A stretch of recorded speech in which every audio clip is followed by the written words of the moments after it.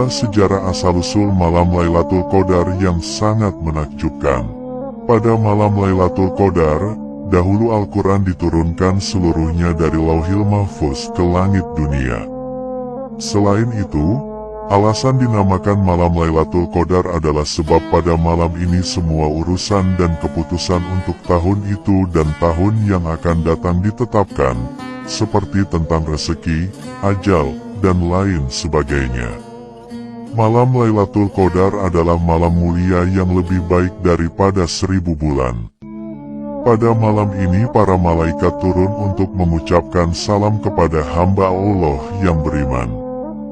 Namun, di balik sisi kemuliaan malam Lailatul Qadar, ternyata menyimpan kisah tragedi bersejarah yang sangat menyedihkan.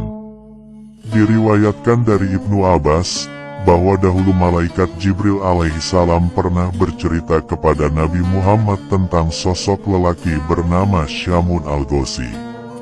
Syamun Al-Ghazi dikenal sebagai seorang mujahid handal yang pernah berperang melawan orang-orang kafir selama 1000 bulan lamanya. Hebatnya, ketika berperang, Syamun Al-Ghazi hanya memakai tulang dagu unta sebagai senjatanya. Hal ini sebab ia tak punya alat-alat perang. Ajaibnya, ketika orang-orang kafir dipukul dengan tulang unta itu, maka tak terhitung korban yang tumbang dari mereka.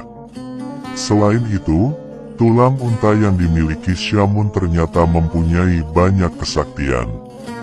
Di saat Syamun Al-Ghazi merasa haus, maka akan mengalir air segar dari sela-sela gigi tulang dagu unta itu, lalu diminumnya. Kemudian di saat perut Syamun Al-Ghazi merasa lapar, maka muncullah daging dari tulang itu, kemudian Syamun memakan daging itu. Diketahui bahwa Syamun Al-Ghazi berperang melawan kaum kafir setiap hari sampai ia berumur 1000 bulan. Jadi jika dikalkulasi, 1000 bulan sama dengan 83 tahun lebih 4 bulan. Orang-orang kafir benar-benar tak mampu mengalahkan Syamun Al-Ghazi. Suatu ketika, orang-orang kafir mencoba merayu istri Syamun Al-Ghazi yang kafir untuk menghabisi nyawa suaminya.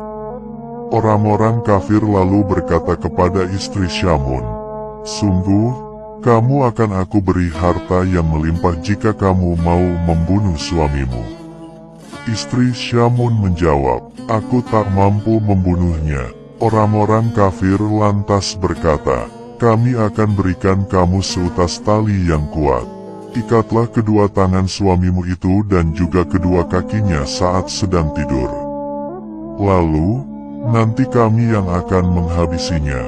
Kemudian, istri Syamun menyetujui tawaran itu. Ketika Syamun sedang tidur pulas, sang istri yang durhaka itu lantas mengikat tubuh Syamun sekuat-kuatnya menggunakan tali pemberian orang kafir. Ketika Syamun terbangun dari tidurnya, ia pun terkaget dan bertanya kepada sang istri, "Siapakah yang mengikatku?" Sang istri menjawab, "Akulah yang mengikatmu hanya untuk menguji kekuatanmu.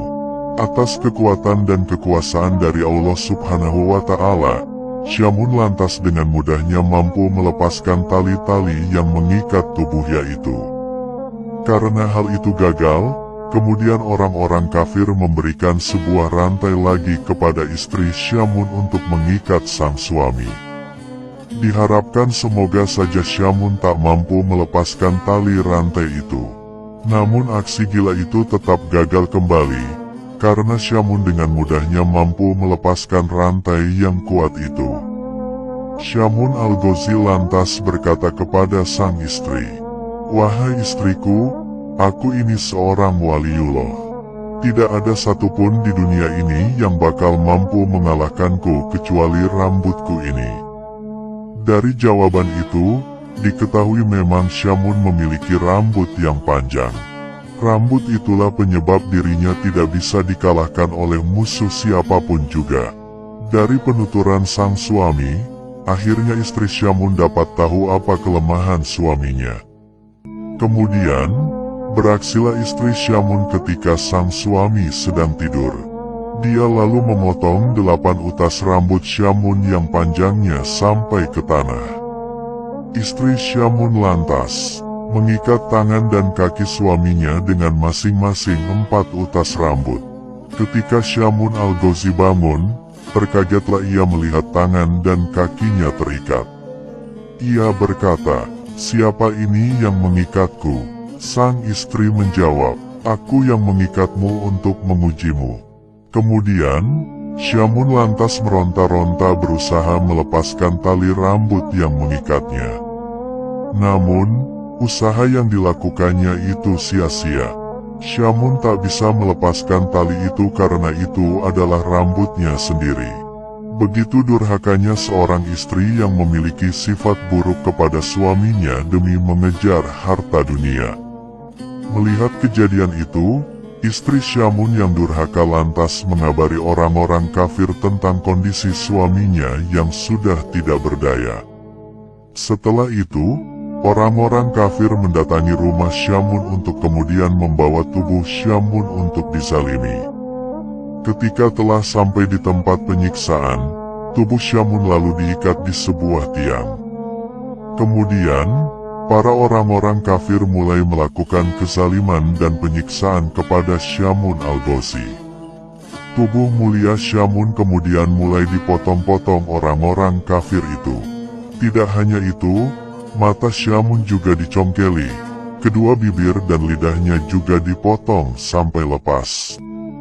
Menyedihkannya lagi, kedua tangan dan kedua kakinya juga dicopoti semuanya.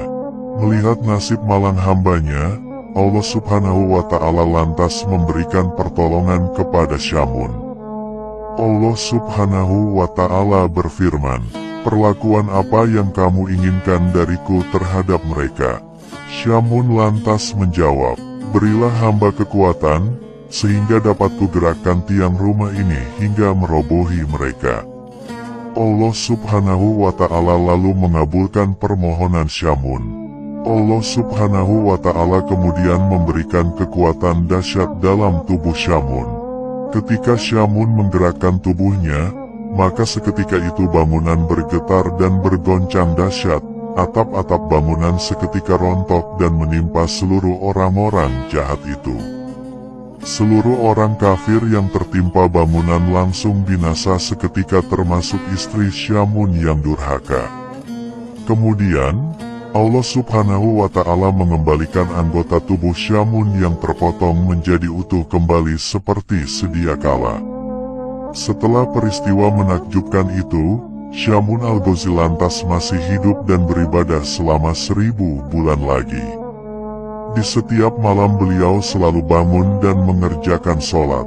Sedangkan di siang harinya beliau selalu berpuasa. Begitulah aktivitas kehidupan sehari-hari Syamun Al-Ghazi hingga akhir hidupnya. Syamun Al-Ghazi wafat dan gugur setelah syahid saat berjuang di jalan Allah Subhanahu wa Ta'ala. Setelah mendengar kisah luar biasa itu, para sahabat Rasulullah lantas menangis haru dan ingin sekali seperti Syamun. Mereka lantas bertanya kepada Rasulullah, "Ya Rasulullah, apakah engkau tahu pahalanya?"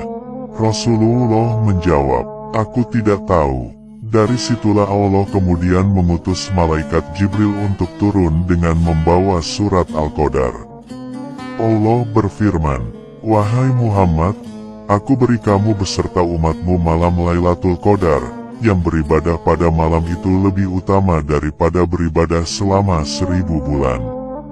Subhanallah, semoga kisah ini bermanfaat.